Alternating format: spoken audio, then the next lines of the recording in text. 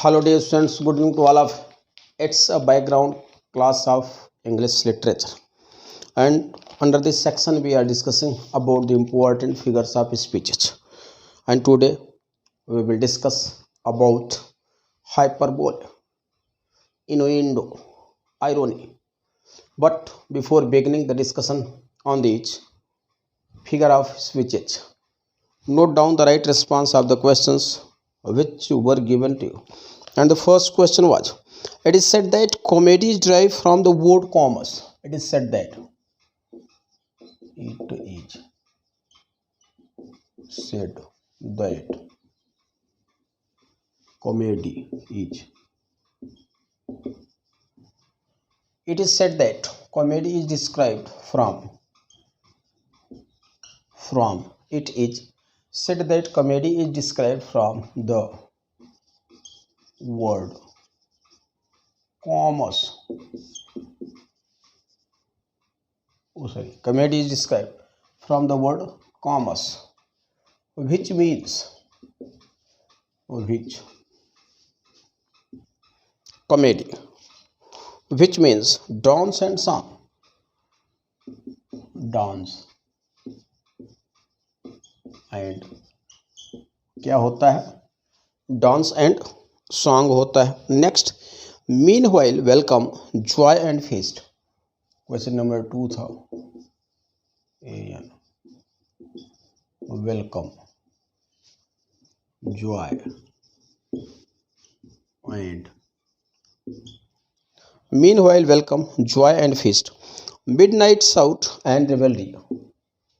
Midnight shout MID South and REVEL South and revelry. Tipsy dance and jollity. Tipsy TIPSY dance and JO. Tipsy dance and jollity are the lines from jollity are the lines from. यह lines कहाँ से ली गई हैं?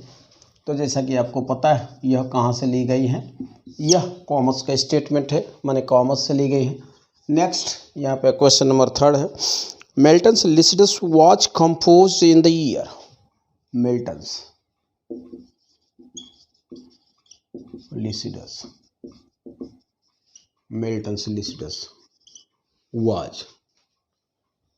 was composed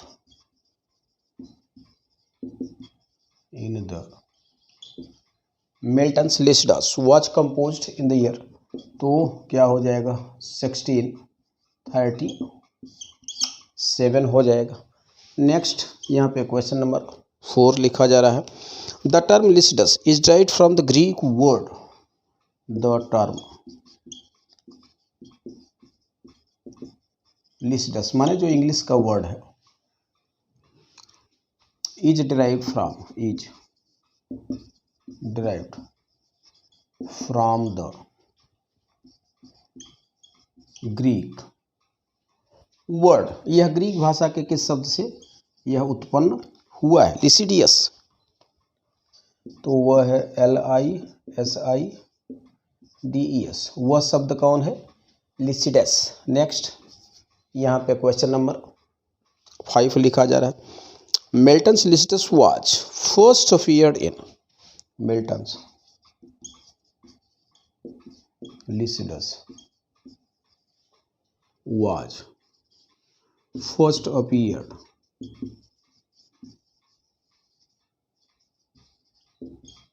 या first किस में appeared होती है? In a collection of 36 elegies. In a collection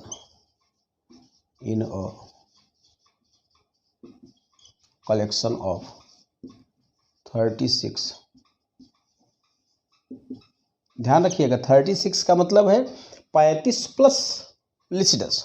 36 elegies in titled ENTITLED जिनका टाइटल है जुस्टा एडुआर्डो JUSTA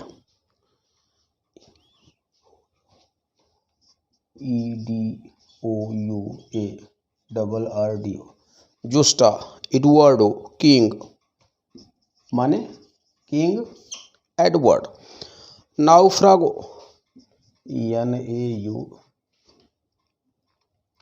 NAUFRA जुस्टा एडवर्डो किंग नाउफ्रागो। चले देख लें, जो आपको प्रश्न दिए गए थे उनके उत्तर यहाँ पे लिखे गए हैं। ये प्रश्न किससे जुड़े हुए हैं? काफ़ी प्रश्न आपको दिए गए। मिल्टन महोदय का कॉमर्स के बारे में ढेर सारे प्रश्नों का आपने अध्ययन किया। अब यहाँ से नेक्स्ट क्रिएशन को भी पिक किया गया है। तो जो फर्स्ट क्वेश्चन है, it is said that comedy is derived from the word commerce which means, जो कॉमेडी शब्द है कहा जाता है कि वो कॉमर्स, जो लैटिन भाषा का शब्द कॉमर्स है उससे उत्पन्न है। जिससे क्या तात्पर्य है? तो इसका मतलब होता है song and dance, yes dance and song होता है। Next, meanwhile welcome joint feast midnight shout and revelry tipsy dance and jollity why to think about the pains of life, जिंदगी के दर्द दुख के बारे में मत सोचो इस जंगल में, नाइट में एंजॉय करो। यह लाइन किसकी है? यह कॉमर्स का स्टेटमेंट है। Next, Milton's Lycidas was compose in the year, किस वर्ष लिखा गया था? वह है 1637 में लिखा गया था। Next, the term Lycidas is drive from the Greek word Lycidas, Lycidas से ड्राइव है। Next, Milton's Lycidas was first appeared in, Milton का जो लिसिडस है वो फर्स्ट अपीयर्ड इन कब होता है? In a collection of 36 elegies in titled जुस्टा एडवर्डो किंग नाउफ्रागो। यह प्रकाशित होता है 1638 में होता है किंग एडवर्ड के डेथ पे लिखा गया था। तो चले देख लें, जो टॉपिक ऑफ क्वेश्चन है वह क्या है? मिल्टन। जो भी प्रश्न दिए जा रहे हैं अभी आपने कॉमर्स से देखा। अब नेक्स्ट जो टॉपिक लिया गया है, जो क्रिएशन है वह लिसिडस है। लिसिडास के बारे में कुछ कहना ही नहीं है।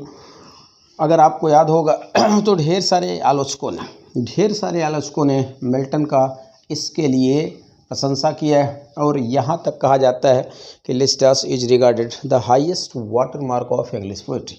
Suppose that it is not the highest watermark of English poetry, according to the critic Dr. Samuel Johnson, but it is also a great pastoral elegy composed to commemorate the death of his friend Edward King। माने अगर इसको हम the best pastoral LG नहीं regard करते हैं, क्योंकि किसी भी पॉइंट पे हर एक शख्स सहमत नहीं हो सकता। डॉक्टर सैमुअल जॉनसन सहित रेस्ट ऑफ जो क्रिटिक्स हैं उन लोगों ने मिल्टन की काफ़ी कुछ निंदा किया है कि it is only a monody, but Milton through this poem has represented और given his own puritan approach about human life and death. माने जो मानव का जो जीवन है, तो डेथ को अगर देखें तो it's a universal truth related to the life of man, nothing beyond it it's sure. कहा जाता है कि इसके सिवा कुछ भी श्योर नहीं, अगर कुछ श्योर है तो वह क्या? वह डेथ है। तो मिल्टन महोदय ने उस रूप में इसको नहीं लिखा है जिस रूप में वास्तव में इसे होना चाहिए। अब चले देख नेक्स्ट जो टॉपिक ऑफ स्टडी है वो important figures of speeches. Important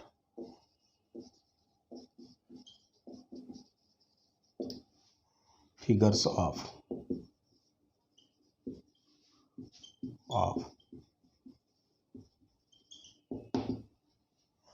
important figures of speech.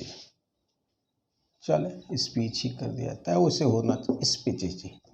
Important figures of speeches. तो अभी आपने अंतर देखा, अंतर शायद आपको समझ में आ गया होगा कि what is the basic difference between oxymoron, pathetic, fallacy, personification and allegory. इतने के बीच अभी आपको अंतर बताया गया था। अब जो नेक्स्ट फिगर ऑफ स्पीच को लिया गया है वो परहैप्स देखें तो आपका 13 नंबर पे आएगा। वह क्या है? 10th नंबर पे आएगा। यह क्या है? हाइपरबोल। यह है HYPER BOLE।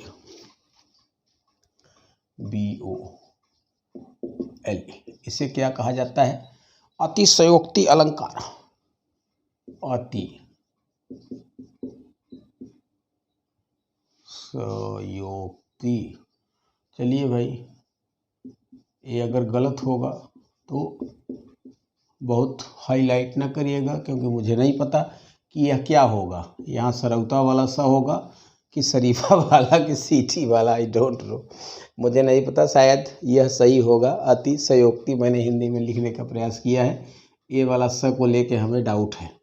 अतिशयोक्ति होता है, it is also derived from Greek word, is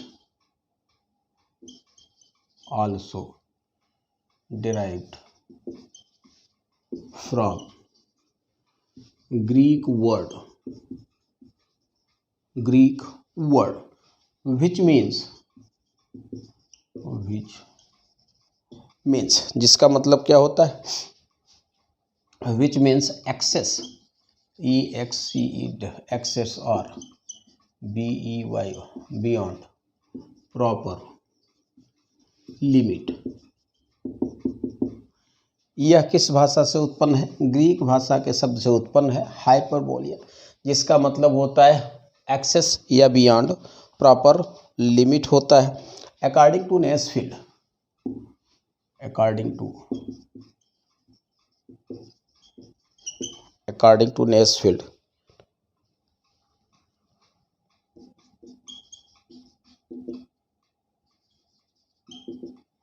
according to Nesfield, by this figure things are represented, Nesfield, by this figure of speech things are, वैसे भाव तो आपका इतने में निकल आ गया है कि एक्सेस या beyond proper limit, things are represented, REPRE, things are represented as greater or less, as greater or less, better or worse, better or worse, better or worse than they really are, चीज़ें जिस अनुपात में नहीं हैं उससे बढ़ा चढ़ा करके कहना, उसे क्या कहा जाता है?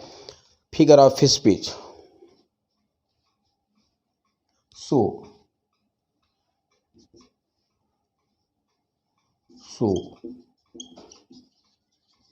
Through the figure of figures of speech, hyperbole, HYPER, we exaggerate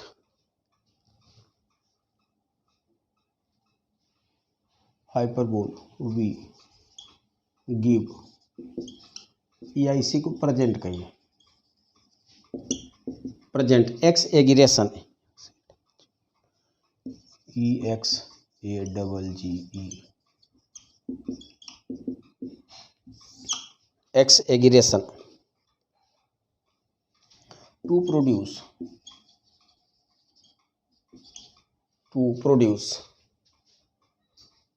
भी कर सकते हैं, गिव भी कर, टू प्रोड्यूस और give more striking effect, to produce और गिव मोर स्ट्राइकिंग इफेक्ट हो गया। अब देखें,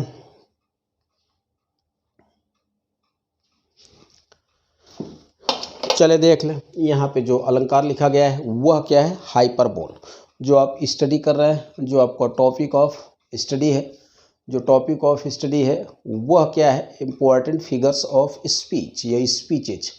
जिस फिगर ऑफ स्पीच की स्टडी की जा रही है वह क्या है? वह हाइपरबोल है, अतिशयोक्ति अलंकार।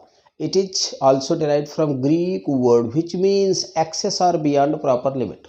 इससे तात्पर्य क्या है? एक्सेस या बियॉन्ड प्रॉपर लिमिट है, सीमा से या तादाद से ज़्यादा। According to Nesfield, by this figure of speech things are represented as greater और लेस, बेटर और worse than they really are. चीज़ें जिस अनुपात में हैं, अगर अच्छी हैं तो उससे बढ़ा करके प्रस्तुत किए जाते हैं, अगर खराब हैं तो उससे बढ़ा करके प्रस्तुत किए जाते हैं। Then they really are. So through this figure of speech होगा, अतः इस, so through this figure of speech hyperbole we give या प्रेजेंट एक्सएग्रेशन, किसी भी चीज़ को बहुत ज़्यादा बढ़ा चढ़ा करके किया जाता है, टू प्रोड्यूस या give more striking effect than it gives in the normal description. अगर उसी को हम देखें सामान्य वर्णन करते, अगर हम सामान्य वर्णन करते तो वह इम्पोर्टेंस न होता जो कि अगर वहाँ पे हाइपरबोल का प्रयोग कर दिया गया। वर्ड्सवर्थ महोदय का अगर आपने पढ़ा होगा डैफोडिल्स, तो वर्ड्सवर्थ महोदय ने वेरी ओपनिंग लाइन किया, 10,000 I saw at a glance, 10,000 I saw at a glance. अब देखें 10,000 तो वह देख नहीं सकते, या अगर आपको शायद याद होगा लेडी मैकबेथ का अगर वही स्टेटमेंट याद होगा कि हियर और still the smells of the blood, all the perfumes of Arabia will not sweeten this little hand. जो खून के छींटे वहाँ पे पड़े थे, आज तक उनकी महक हमारे हाथों में है, पूरे अरब का इत्र लग भी जाए तो भी इस महक को कम नहीं किया जा सकता है। All the perfumes of Arabia will not sweeten this little hand. चले देख लें, तो जो आई loved Ophelia more than 40,000 brotherhood, examples, आई loved more than, या आई लव्ड ओफिलिया, ये कैपिटल से है भैया, शार्ट नहीं है। आई loved Ophelia 40,000 brother, 40,000 brothers could not with all their quantity of love, could not with their all quantity of, could not with their all quantity of love make up the sum, make up the 10,000 I saw, 10,000 saw I at a, 10,000 saw I at a glance हो गया। Next, here's the smell of blood still, here's the smell of the blood, STILL, here's the smell of the blood still, all the perfumes of Arabia, all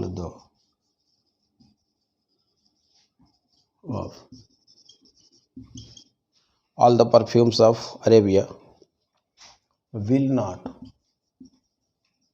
not sweeten this little hand, sweeten this little hand,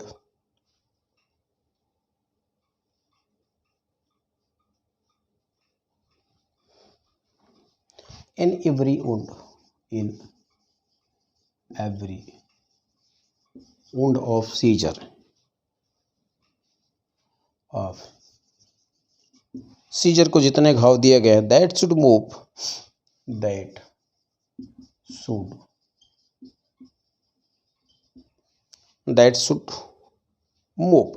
the stones of Rome to rise, the stones of Rome to rise, and mutiny, Caesar की है, कोई बात नहीं, याद होगा।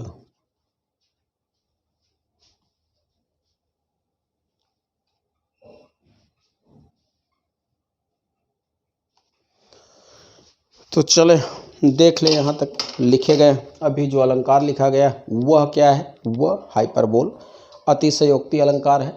अतिशयोक्ति अलंकार means क्या हुआ कि जो चीज़ें जिस नरेशन के लायक हैं उससे बढ़ा चढ़ा करके, कोई चीज़ 10% है तो उसको 100% इलाज कर देना। इसीलिए हाइपरबोल या हाइपरबोली का दूसरा नाम एक्सएग्रेशन है। एक्सएग्रेटेड माने एक्स्ट्रा ऑगमेंटेड। आप ऐसे समझ लें, एक्स्ट्रा ऑगमेंटेड से तात्पर्य क्या है कि ज़्यादा विस्तृत कर देना या बहुत बढ़ा चढ़ा करके किसी बात को कह देना हो गया। तो I loved Ophelia 40,000 brother could not with their all quantity of love make up the sum. Hamlet महोदय की लाइन। अब देखें कि 40,000 brother could, how you can measure the love, the ratio, the strength of love. आप इसको major नहीं कर सकते हो। But being overwhelmed, being highly emotional, taking the death of Ophelia and the cursing of the rest of people that she committed suicide only and only due to the foolishness or due to the madness of Mr. Hamlet, इनके कारण केवल और केवल वह दिवंगत होती है। तो हैमलेट नाराज होता है, कहता है, I loved Ophelia 40,000 brother could not with their all quantity of love make up the sum. Next 10,000 I at glance, Wordsworth महोदय की लाइन। 10,000 डैफोडिल्स, एक झलक में देखा। जब आपने एक झलक में देखा, then how at that time, during that period you became capable to count them, फिर आपने उस पीरियड में उसको काउंट कैसे किया था। Next, yes the smell of the blood still, all the perfumes of Arabia will not sweeten this little hand. Lady Macbeth महोदया कहते हैं कि जो खून के छींटे हमारे ऊपर पड़े थे वह अभी भी उनमें कहीं ना कहीं स्मेल आ रही है। अरब का अगर पूरा इत्र भी लग जाए, देखें, all the perfumes of Arabia, यहाँ पे हाइपरबोल है, all the perfumes of Arabia will not sweeten this little hand. In every wound of Caesar that should move the stones of Rome to rise and mutiny. रोम का हर एक पत्थर जितना, in every wound of Caesar, Caesar को जितने घाव दिए गए वह कहीं ना कहीं देखें अब वह चलेंगे और रोम के एक एक पत्थर को म्यूटनाइज करेंगे। यहाँ पे every citizen of Rome will protest the tyranny, जो इन लोग कर रहे हैं माने ब्रूटस विद कैसियस, तो they will be protested for forcely by the people of Rome. तो किसी चीज़ को जितना रिक्वायर्ड बियॉन्ड प्रॉपर लिमिट अगर बढ़ा चढ़ा करके कहा जाता है, किसी चीज़ को बियॉन्ड प्रॉपर लिमिट अगर बढ़ा चढ़ा करके कहा जाता है, ही हैज़ टेकन तो टॉन्स ऑफ फूड, उसने कुंतल भर भोजन किया। अब भोजन का एक लिमिट है, एक पैमाना है, मिनिमम मैक्सिमम एक एवरेज है। तो कुल मिला करके कोई भी चीज़ जितने की पात्र है अगर उससे बढ़ा चढ़ा करके कह दिया जाता है तो उससे क्या कहा जाता है? हाइपर बोल कहा जाता है। अब देखें जो नेक्स्ट फिगर ऑफ स्पीच इसके बाद है वह क्या है? इनुएंडो, तिर्यक अलंकार। अगर आपने पढ़ा होगा शेक्सपियर का ओथेलो, तो जो उसमें विलेन है इयागो, वह great master of figure of speech innuendo है। तो नेक्स्ट है यहाँ पे 11 नंबर पे INNUENDO, इसे क्या कहा जाता है? INNUEND, इनुएंडो। हिंदी में कहा जाता है तिर्यक। इसे क्या कहा जाता है? इन्यूएंडो माने तिर्यक अलंकार होता है।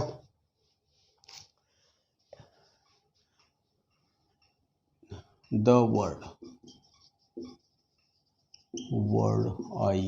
INNU, the word innuendo means INOBLI,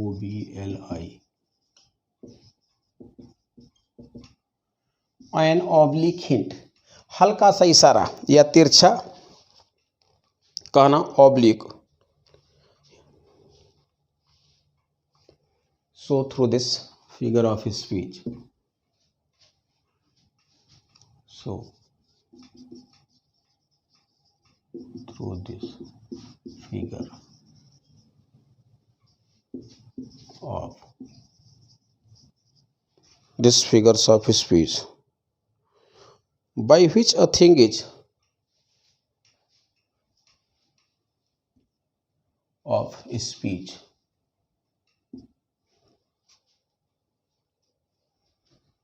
a thing a thing is insinuated, a thing is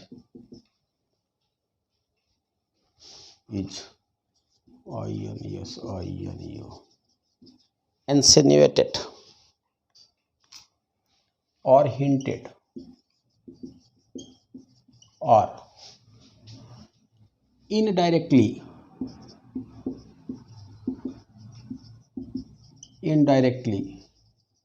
stated. A thing is insinuated, अप्रत्यक्ष रूप से कहना, hinted or indirectly stated on the place of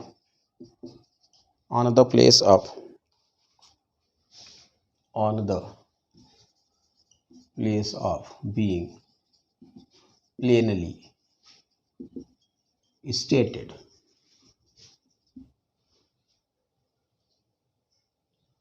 On the place of being plainly stated.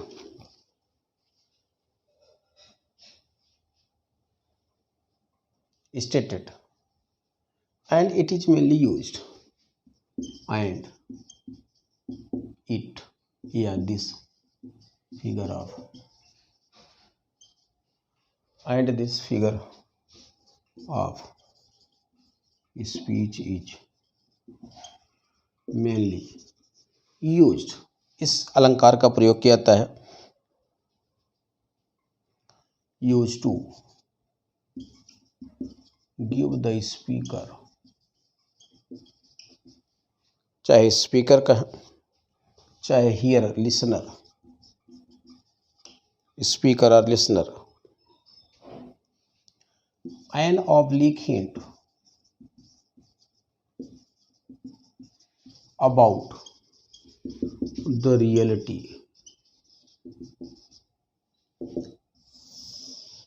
Oblique hint about the reality, माने किसी चीज को simply ना कहना, प्लेनली ना कहना।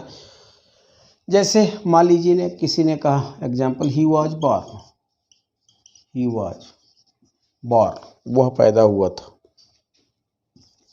Of rich. अब यहां देखिए बट लग गया, but honest parents, but honest parents हो गया। I wish to die a natural death, I wish to die a natural, I wish to die a natural death हो गया। माई फ्रेंड्स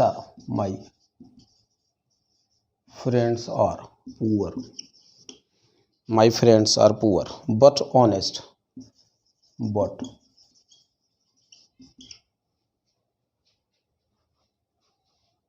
चलें देख लें।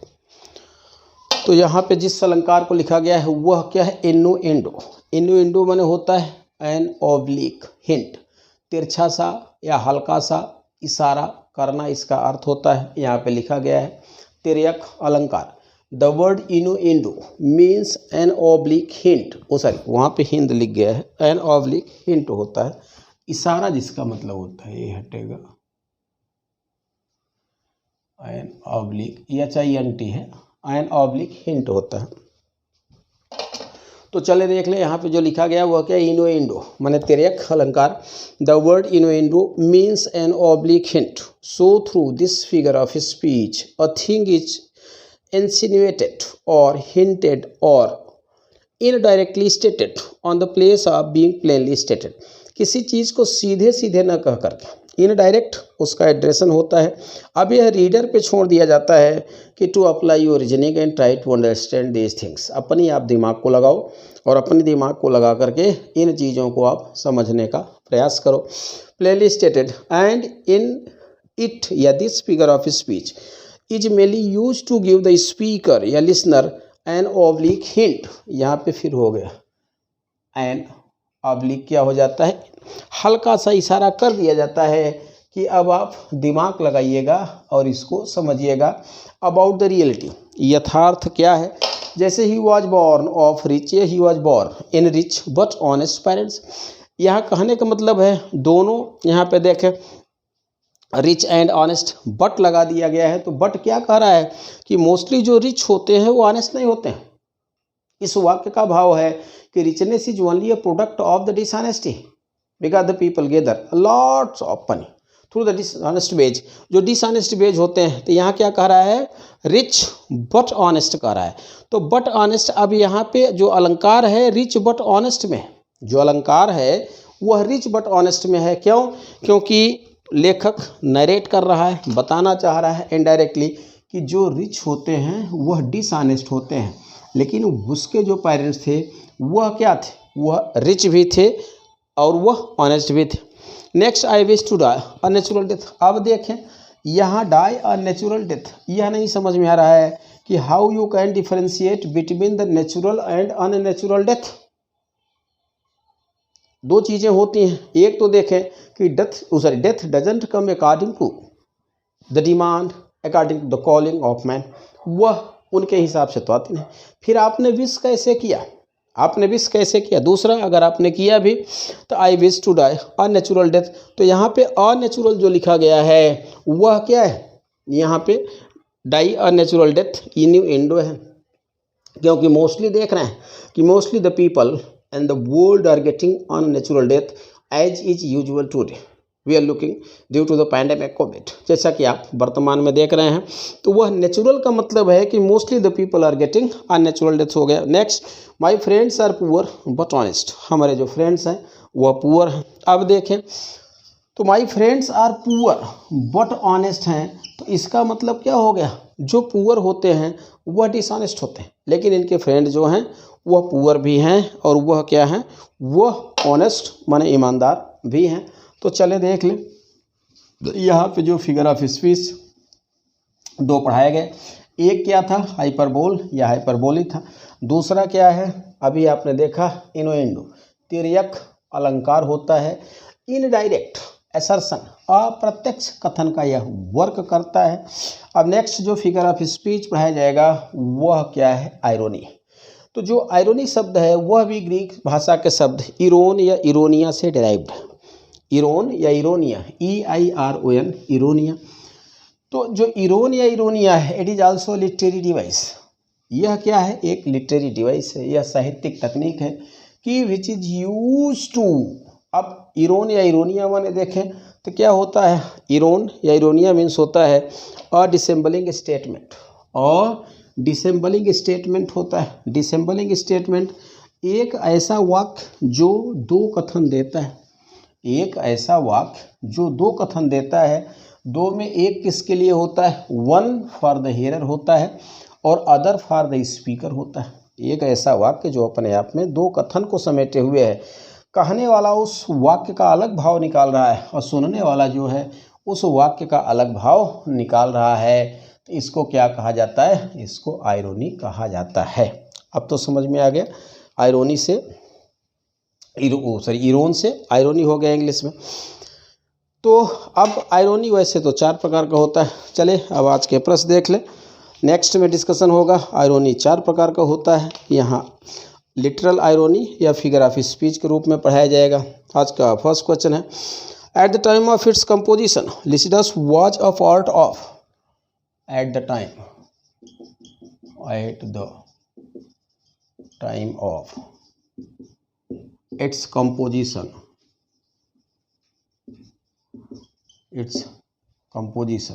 Lycidas at the time of its composition Lycidas was a part of, यह किसका भाग था। Next, Milton compose Lycidas on the death of. Milton composed Lycidas on the death of। Milton महोदय ने लिसिडास को किसकी मृत्यु पे लिखा था। तीसरा है, when Edward King was admitted in Cambridge. When Edward King was admitted in कब कैम्ब्रिज में एडमिट किया गया था। Next, where Edward King passed away, where Edward King passed away, इनकी मृत्यु कहाँ होती है आपको बताना है। Next, Lycidas is consisted of, Lycidas is CONSI consisted of how many,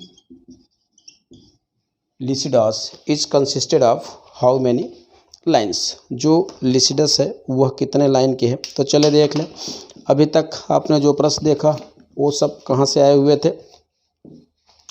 अभी तक जो आपने प्रश्न देखा वह सब लिसिडस से आए हुए थे। अब जो नेक्स्ट क्वेश्चन यहाँ पे दिए गए, यह सब कहाँ से दिए गए, लिसिडास से दिए गए। जो फर्स्ट क्वेश्चन है, at the time of its composition, जब इसको लिखा गया था, at the time of its composition Lycidas was a part of, तो यह किसका पार्ट था। Next, Milton compose Lycidas on the death of, किसके मृत्यु पे लिखा है।